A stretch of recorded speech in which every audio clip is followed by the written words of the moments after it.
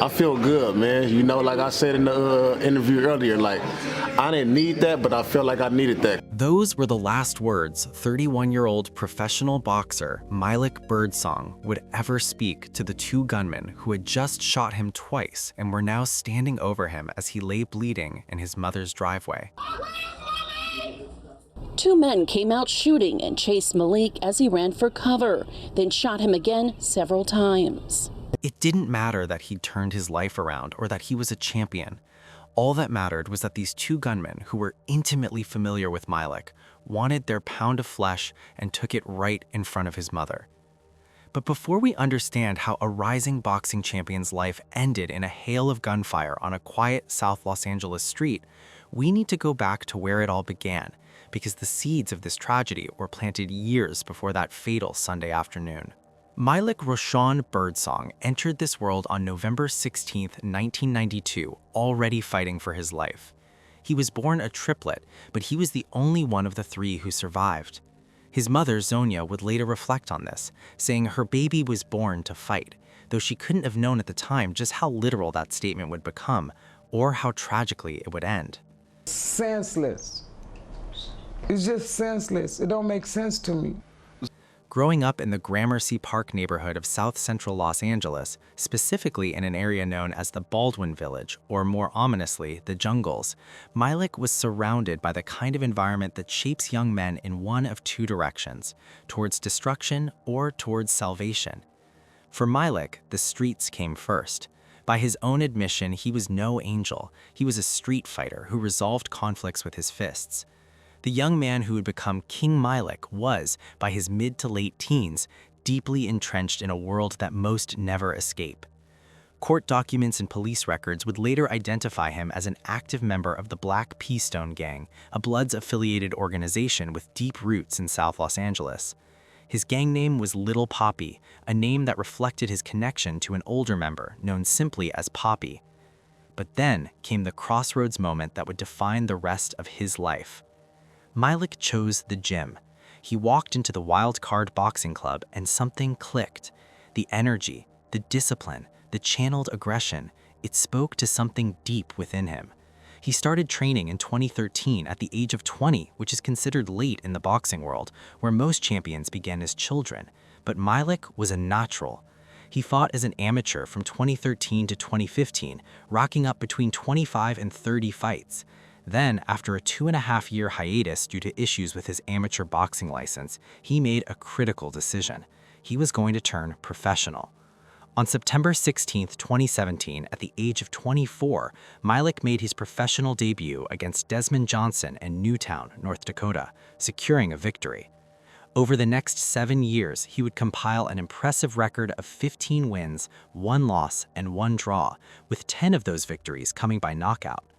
His neighbors, the same ones who once warned their children to stay away from him, now supported him. The transformation seemed complete. Malik became known not just for his skills in the ring, but for his enormous heart outside of it.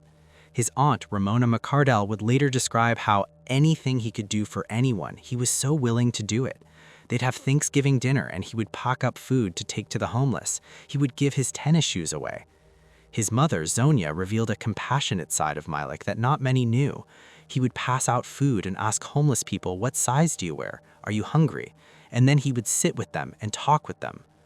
On March 24, 2024, Malik reached the pinnacle of his boxing career when he defeated Jerry Bradford by unanimous decision to capture the vacant WBF International Welterweight title. It was everything he had worked for, everything he had transformed himself to achieve. He was scheduled to defend his title on October 26, 2024, against Gore Yeritsin in a fight that would be streamed on UFC Fight Pass, a major platform that could have elevated his career to the next level. Just 1 day before his death, on September 28, 2024, Malik posted a video on Instagram showing off his new Mastiff puppy, a gray and white dog with heterochromia. He had worked hard to transform his life, but despite all the transformation and success, his past was about to catch up with him in the most violent way imaginable. On Sunday, September 29, 2024, around 4:45 in the afternoon, Malik arrived at his mother's home in the 1600 block of West 87th Street near Denker Avenue in the Gramercy Park neighborhood where he'd grown up. He was there with his girlfriend, standing outside the house. Then everything changed in an instant. A dark-colored SUV came driving westbound down West 87th Street. The vehicle slowed as it approached Malik and his girlfriend. Then came the first shots, fired from inside the SUV. Malik's fighter instincts kicked in, the same instincts that had kept him alive in the streets before boxing saved him. He ran and tried to make it to the safety of his mother's house, but the two men, who would later be described by Zonia as appearing to be between 15 and 20 years old, jumped out of the SUV and gave chase on foot. One of the suspects initiated contact with casual words, "What's up, bro?" before firing the first shot into Malik's shoulder. After that first shot, the same suspect turned to Malik's girlfriend and threatened her before continuing the pursuit. They both walk up to him and he said, "I'm not a banger." That's all he said to him. He was already shot twice. "I'm not a banger." And that was it. Already wounded, bleeding from the shoulder, Malik kept running. He made it to the driveway of his mother's home, but there would be no escape. The gunman caught up with him and opened fire again, striking him 7 times in the torso. As Malik collapsed in the driveway, the gunman fled, jumping back into the dark SUV and speeding away into the Los Angeles afternoon. Inside the house, Zonia Birdsong had watched the entire execution unfold. The gunman stood over him and executed him.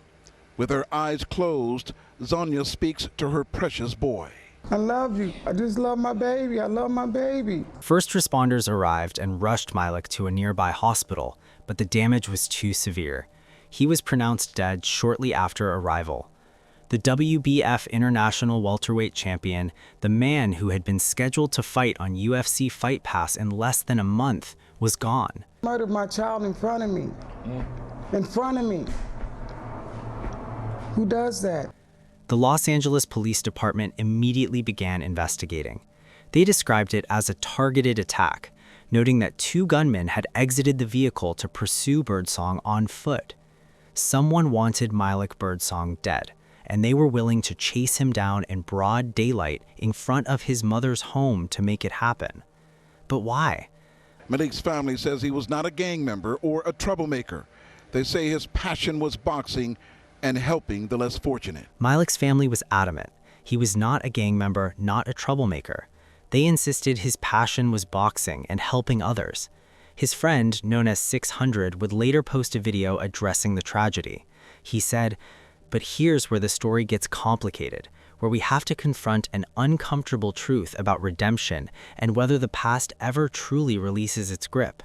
Because while Malik's family insists he had left street life behind, public records tell a different story about his earlier years, a story that may have ultimately cost him his life." Remember how I told you at the beginning that Malik had been involved with the Black Keystone Gang? That involvement wasn't just a casual association. Court documents from a 2024 appeal in the case People v. Collins explicitly identify Malik as an active Black Keystone Gang member. The documents detail events from July 5, 2010, when a shooting occurred at a gas station in rival gang territory.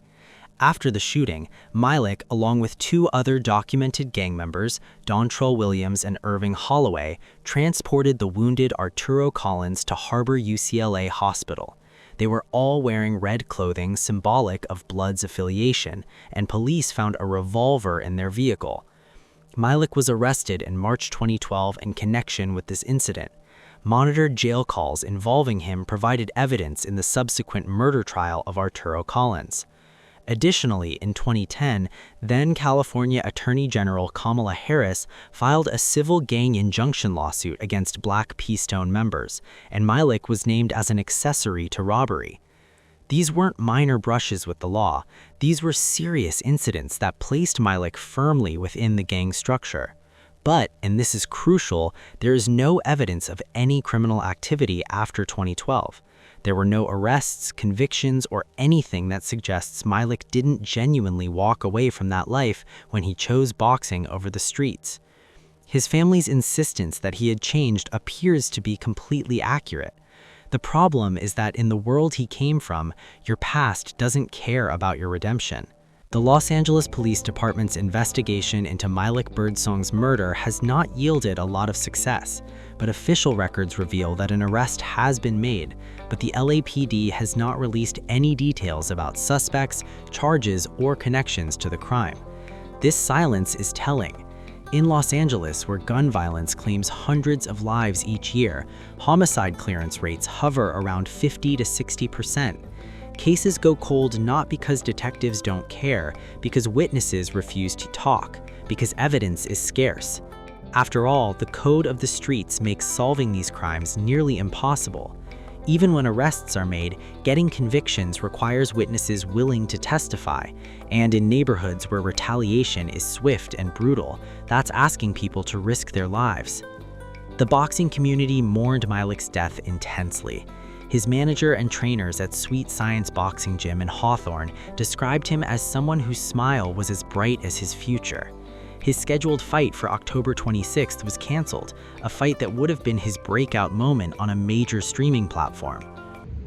You know, it's just, like I said, I just wanted to just send a video to him and shout out him. His friend 600's video response to the shooting was particularly poignant because it acknowledged the harsh reality of South Los Angeles life. That stuff been going on. Unfortunately, those things are going to continue to happen. That's just the nature of it. He talked about how these killings happen every day, about how Los Angeles is this unique place where things happen to you, no questions asked. LA is a unique place to where, things happen to you, no questions asked. You know what I'm saying? A lot of other places, there's a reason behind it. There's no reason behind that. This is one of the places that, you just be. His words carried the weight of someone who understood the streets intimately, someone who knew that all of Malik's success, all his transformation, might not have mattered to people with long memories and longer grudges. Although the speculation about gang retaliation has never been officially confirmed, it's hard to ignore the circumstances. The attack was clearly targeted. The gunman didn't just drive by and shoot randomly. They wanted him dead. The Black P-Stones have a long history of violent rivalries in Los Angeles, particularly with various Crip sets and with the 18th Street Gang. From 2000 to 2005 alone, the gang was linked to 1,500 assaults and 28 murders in the Baldwin Village area. Major law enforcement operations like Operation Stone Cold in 2005 and Operation Red Dawn in 2011 targeted the gang's drug trafficking and violence. In Not World, perceived slights from years ago can fester into deadly grudges. Loyalty and betrayal are measured in blood. But here's what makes this tragedy so heartbreaking. Even if the speculation is true, or if Malik was killed because of something related to his past gang involvement, he had genuinely changed his life. There's death on nobody, not even the ones who murdered him. I don't have it in my heart. Zonya Birdsong's grace in the face of unimaginable tragedy is perhaps the most powerful aspect of this entire story. Despite watching her son be executed in front of her home, despite losing the miracle baby who survived when his siblings didn't, she told reporters that she doesn't wish death on anyone, not even her son's killers. That level of forgiveness, that depth of character, speaks to the values she instilled in Malik, the values that made him the kind of man who would sit and talk with homeless people while giving them food and shoes. The cruel irony is that Malik Birdsong's story ends up reinforcing the very cycle he tried so hard to escape.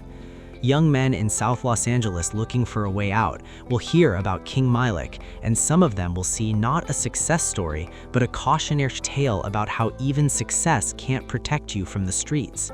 The message becomes, why bother trying to change when the past will find you anyway? Why work hard to build a legitimate career when you can be murdered in your mother's driveway regardless? But Malik Birdsong's story doesn't end with the sound of gunfire in his mother's driveway. In many ways, that's only where the larger, more uncomfortable conversation begins. Because Malik did what society tells men like him they must do to earn redemption. He walked away from the streets. He chose discipline over chaos. He took the violence that once defined his life and placed it inside the strict rules of a boxing ring. He trained, he sacrificed, he built something real with his own hands. And yet, none of that was enough to protect him. In the world Malik came from, the past is never truly past. It doesn't care about growth. It doesn't care about changed behavior or good intentions. It waits quietly, sometimes for years, until the right moment presents itself. And when it returns, it doesn't ask who you are now. It only remembers who you used to be. The two gunmen who killed Malik were described as very young. It's possible they never personally crossed paths with him during his street years. It's possible they only knew his name, his face, his old reputation, passed down through whispers and half-told stories. In neighborhoods shaped by generational violence, memory becomes currency, and old debts are inherited by people who had no part in creating them. That's what makes Malik's final words so devastating. "I'm not a banger." That wasn't just a plea, it was an identity statement, a final attempt to separate the man he had become from the version of himself the streets refused to forget. But the men standing over him didn't come to verify the truth. They came to enforce a sentence that had already been decided long before that afternoon. And then there is his mother, Zonia Birdsong. Few things are more haunting than watching a parent witness the violent death of their child. Yet even in that unimaginable moment, Zonia chose something almost incomprehensible. She chose mercy. She publicly said she did not wish death on the men who murdered her son, not because the pain was small, but because hatred would only add another body to an already endless pile. That grace matters, because it confirms something essential about Malik's story. He truly did change. He came from a home where compassion was real, where empathy was taught, even in an environment that constantly tried to strip it away. Which makes the irony of his death almost unbearable. Malik Birdsong is proof that transformation is possible, but his murder is proof that transformation is not always recognized, especially when you remain physically close to the environment that shaped your former life. Success doesn't erase proximity, fame doesn't create immunity, and championships don't rewrite street memory. For young men growing up in South Los Angeles, this story sends a conflicted message. On one hand, Malik represents hope, a man who found a way out through boxing, discipline, and purpose. On the other hand, his death whispers something darker, that even doing everything right may not be enough. That contradiction is the real tragedy. Because if the lesson people take from Malik's life is that escape is impossible, then the streets win again. Violence sustains itself not just through fear, but through hopelessness, through the belief that no matter how hard you try, your ending has already been written. Malik Birdsong was not perfect. He had a past, he made mistakes, but he was not the man he used to be, and he did not deserve to die as if he were. What remains is not just grief or unanswered questions or an unsolved investigation. What remains is a challenge to all of us, to decide whether redemption is something we truly believe in or just something we talk about until it becomes inconvenient. Because if change is real but forgiveness isn't, then stories like Malik's will keep ending the same way. And that may be the most violent truth of all. Let me know what you think in the comments section. Click on one of the cards on your screen to see more videos like this.